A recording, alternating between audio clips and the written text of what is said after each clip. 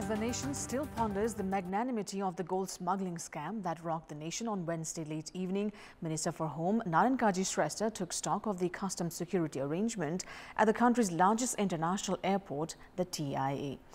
The latest gold scam has further highlighted a powerful nexus between gold smugglers and custom officials at the TIA. In the given scenario, it is a foregone conclusion that the gold was seized not under any extraordinary circumstances. Rather, it resulted due to some high-level commission mismatch. Good evening, I'm Sapsanamma. Let's begin with the headlines of the hour. Home Minister Naren Kaji Shrestha reaches TIA Customs Department to take a stock of the customs security. 10 individuals, including 2 foreign nationals, arrested so far. Members continue to pitch their opinion at the Nepali Congress Central Committee meeting. Leadership, including Party Chief Dewa, criticized for keeping silent on the issues of corruption. 16 people dead and over 100 still trapped after a massive landslide hit a village in the western Indian state of Maharashtra. Tough terrain hinders rescue efforts. Switzerland and Spain kick off their FIFA World Cup campaign with crushing victories. Debutant Philippines and Costa Rica lose. Canada and Nigeria locked in a goalless draw.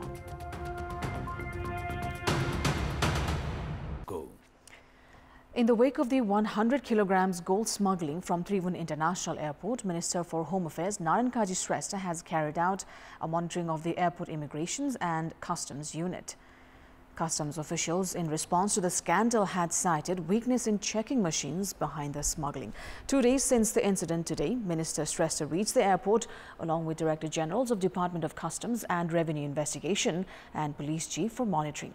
Minister Shrestha had expressed commitment in booking all those guilty and said necessary plans will be made to ensure incidents like these don't repeat in future. Shrestha also admitted there were lapses in the system and that necessary measures were not taken despite similar incidents in the past. हामीले यो छानबिन र अनुसन्धानको प्रक्रियालाई यसको जरैसम्म पुग्ने गरी अगाडि बढाउनु पर्छ र जस्तो सुकै र जोसुकै भए पनि यसको नेक्सस र रुटमा पुग्ने गरी अनुसन्धानलाई अगाडि बढाएर कारबाहीको प्रक्रियामा जानुपर्छ. Non-gazetted officer Kumar Dhakal and customs agent Yadav Parazuli have been suspended following allegations of assisting these smugglers. The Ministry of Finance has also recommended for the suspension of customs officer Santosh Chand and Kumar Dhakal had cleared the gold from the customs check. On Wednesday evening, the Department of Revenue Investigation had seized 100 kilograms of gold concealed in scooter brakes shoes, which had cleared the Trivandrum International Airport customs. Police have so far arrested 10 individuals in connection with the smuggling, including 1 Indian national and 1 Chinese national. National Human Rights Commission has raised its concern over some provisions in the replacement bill tabled by the government to revise the Criminal Procedure Act. Organizing a press conference today, the NHRC objected to the bill, which has the provision of withdrawing cases against political prisoners. Section 116 of the Criminal Procedure Act has the provision for withdrawing cases against political prisoners and cadres from all the 3 tiers of the court, the Supreme Court, High Court and the District Court. The Commission has said that if the bill is endorsed intact, it can make the Commissions on Transitional Justice void and null. The Commission has drawn the attention of the government, saying that the new bill will pave way for the safe release of criminals who are serving sentences charged of inhuman crime. Provincial presidents of Nepali Congress have continued to pitch frustration over the party's leadership at the Central Committee meeting, saying that the provincial committees had been rendered useless. Majority of the members reiterated intra-party factionalism had fostered within the party and that the party lacked coordination with the government and had failed to operate as per its statute.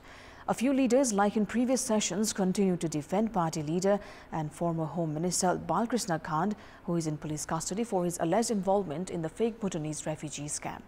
Central Committee members have also demanded the provincial structures be scrapped if the party continued to fail to give them business. The party leadership has also been criticized for lacking a clear stance on the naming of Koshi province that has met with criticism and protests, and members added the scenario had affected the party's politics at the provincial level. 10 agendas have been tabled at the Central Committee meeting along with a report which the members are dwelling on since Tuesday. Welcome back. It's time now for our segment Public Pulse, where you text us with your opinion. The question is, what should be done to make digital health service more effective? Your options are A, digital awareness, B, easy access to internet, and C, modernization of hospitals. The voting is on. Type NEWS, select your option A, B, or C, and send it to 34001 to share your opinion with us. Let's move on to the international update.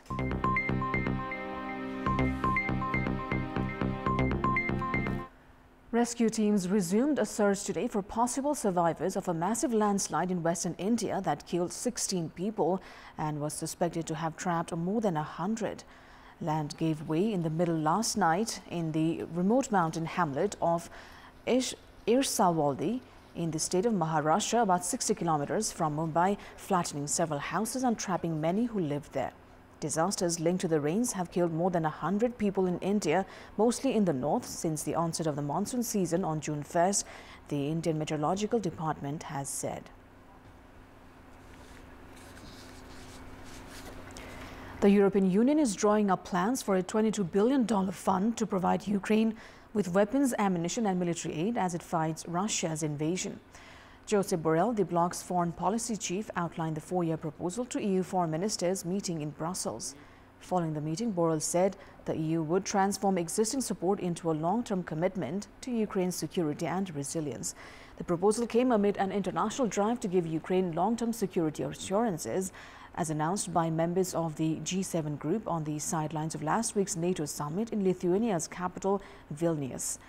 At that summit, NATO leaders said Ukraine should be able to join the military alliance in the future, but stopped short of offering it an immediate invitation, an outcome that was not what Ukrainian officials had hoped for. Mindful of Ukrainian President Volodymyr Zelensky's disappointment over his hopes for a membership timetable, Western officials stressed that there would be a broader package of support proposals designed to give Ukraine a military edge over Russian forces. EU foreign ministers were shown the fund plan at Thursday's Foreign Affairs Council, but a more detailed debate will take place on August 31st at the meeting in the Spanish city of Toledo.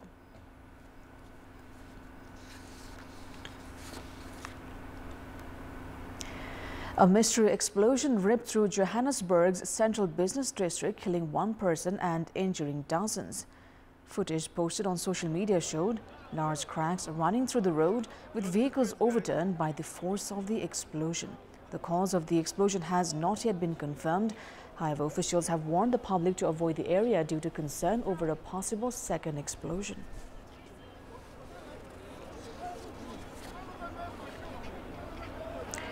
Thailand's election-winning Move Forward party will let alliance partner the Pheu Thai party lead the formation of a government after its prime ministerial candidate failed to get parliament's backing. Party Secretary General Chaitawat Tulathon told a press conference that Move Forward would back any candidate Pheu Thai would put forward for prime minister in a parliamentary vote scheduled for July 27. Meanwhile, the leader of Thailand's Pheu Thai party, the runner-up in the May election, has said an 8-party alliance needed to garner more support from the parliament to stand any chance of forming the next government. Move Forward and Pheu Thai have 151 and 141 seats in the 500-member lower house, but the alliance needs the backing of more than half of the combined chambers, including an upper house senate appointed by the military, which blocked PETA's bid. China's foreign ministry has said it still had no information to provide on the absence of Foreign Minister Qin Gang after over 3 weeks since his last recorded public appearance. The foreign ministry previously announced that Qin would be missing the ASEAN foreign ministers meeting from July 11 to 12 in Jakarta due to health reasons, and on July 19 said Wang Yi, Qin's predecessor, will also fill in for China at BRICS meeting in Johannesburg on July 24th to 25th. The ministry has since declined to offer any further information on Qin's absence, repeatedly rebuffing reporters' questions at daily briefings and leaving out the exchanges, including the initial health comment from its official transcript. His last public engagement was a meeting with visiting Russian, Sri Lankan and Vietnamese officials on June 25th in Beijing, and his absence has fueled intense speculation in a country notoriously opaque about the private lives of its leaders. 57-year-old Qin has been considered a rising star in China's political firmament. The The former aide to President Xi Jinping was appointed foreign minister in December after serving less than 2 years as ambassador to the United States. Since taking up the foreign minister post, he has played a prominent role in steering rocky U.S.-China ties, meeting Secretary of State Antony Blinken in Beijing in June on the first visit to China by the top U.S. diplomat in 5 years.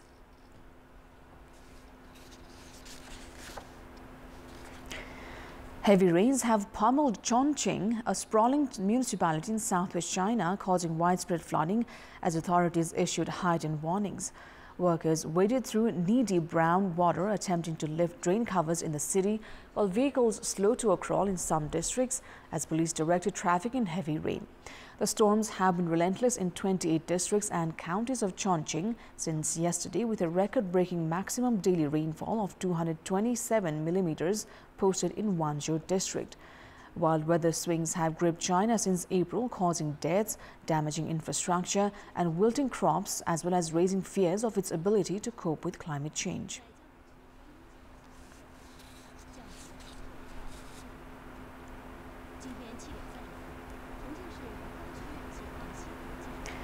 British Prime Minister Rishi Sunak's governing Conservatives lost 2 strategically important parliamentary seats today, but unexpectedly retained Boris Johnson's old constituency in a setback for the opposition Labour Party.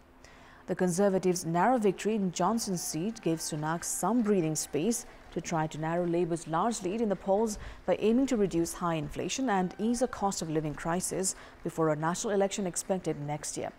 Sunak was quick to hail the win as proof the national election was not a done deal. But the scale of the challenge was highlighted by the loss of the once safe Conservative parliamentary seat for Selby and Ainsty in northeast England, where Labour overturned the biggest Conservative majority at a by-election since World War II.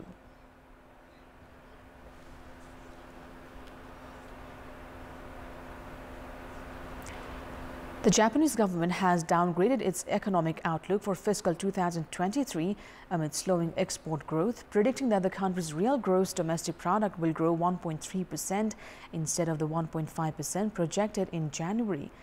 It also raised its outlook for consumer inflation for the fiscal year 2023 to 2.6% from a previous estimate of 1.7%. That comes after nearly 2 years of sustained inflation. Japan's core consumer price index, which excludes fresh food prices, had been increasing year on year for the 21st consecutive month as of May. The updated outlooks are for the fiscal period from April of this year to March of next year.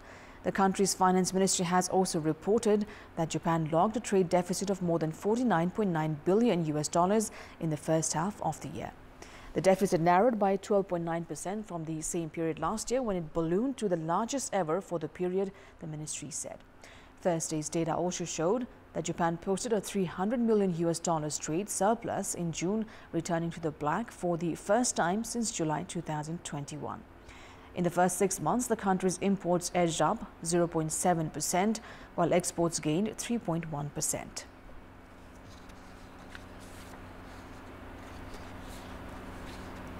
That is all for the moment. Thank you for watching. Bye for now.